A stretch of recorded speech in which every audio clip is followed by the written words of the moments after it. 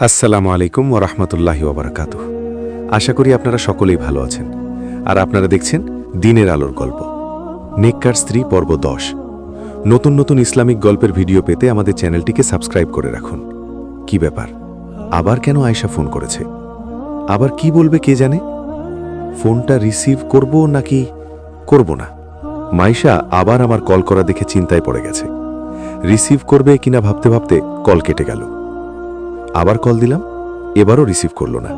আমি ধুর বাবা, ভাল লাগে না, ফোন রিসিভ করছে না কেন, দেখি কতক্ষণ রিসিভ না করে থাকতে পারে। 4-5 বার কল করার পর এবার রিসিভ করলো। মাইশা এখনো কান্না করছে। আমার আর বেঁচে থাকতে ইচ্ছা করছে না। যদি আত্মহত্যা পাপ না হতো তাহলে আজ পৃথিবীকে বিদায় জানাতাম। কি এসব কথাই এখন ভাবছিস, তাই না? মাইশা আমার কথাগুলো শুনে ভ্যাবা চেক্কা খেয়ে গেল। মাইশা ভেবেছিল আমি হয়তো আবার ওকে বকা দেওয়ার জন্য কল করেছি। মাইশা ভেবে পাচ্ছে না কি বলবে, কথা না বলে চুপ করে আছে। মাইশা, প্লিজ কান্না বন্ধ কর। তোর কান্না আমি সহ্য করতে পারি না। তোর কান্না দেখলে আমার অনেক কষ্ট হয়। প্লিজ কান্না বন্ধ কর। আর হ্যাঁ, একটু আগে যেসব বাজে ব্যবহার করেছি তার জন্য সরি, দয়া করে মাফ করে দিস। ওসব কথা শুনে তোর যতটা না কষ্ট হয়েছে তার চেয়ে 1000 গুণে বেশি কষ্ট আমি পাইছি ওসব কথা বলতে গিয়ে। সত্যটা জানার জন্য ওভাবে বলা ছাড়া আর কোনো উপায় ছিল না, তাই ওভাবে বলেছি। বিশ্বাস কর, ওগুলো আমি মন থেকে বলিনি।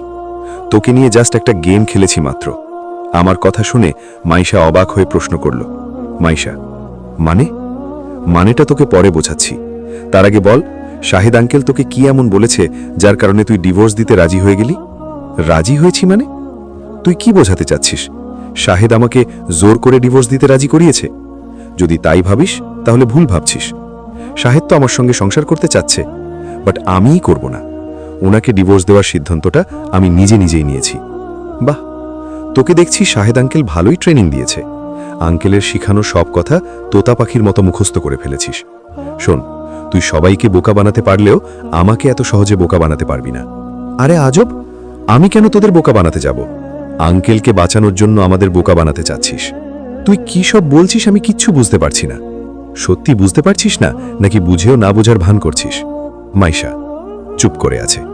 দেখ মাইশা, আমি প্রথমেই বুঝে গেছিলাম আঙ্কেলকে তুই ডিভোর্স দিতে চাস না, বরং আঙ্কেল তোকে দিতে চায়।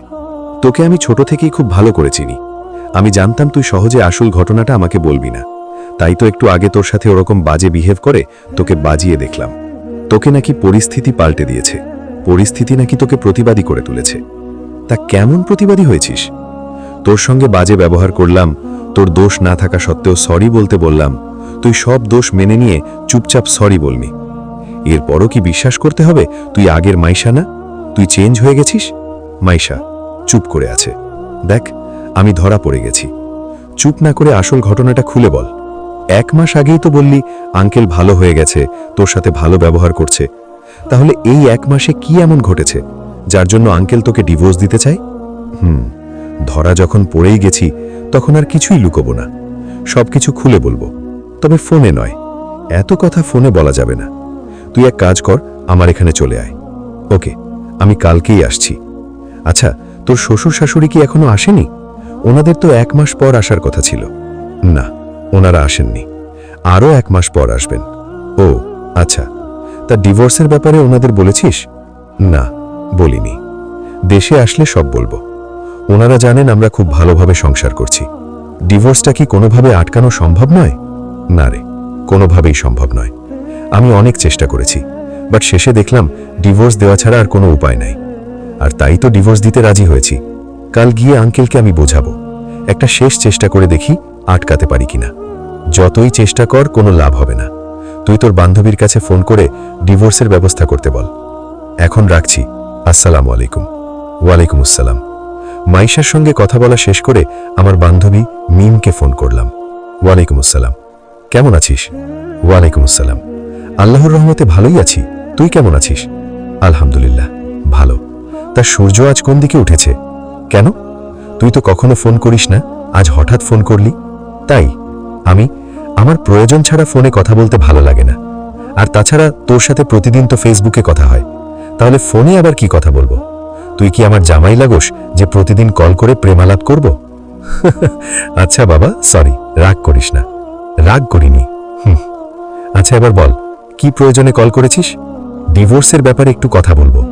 ডিভোর্সের ব্যাপারে কথা বলবি মানে? কার ডিভোর্সের ব্যাপারে কথা বলবি?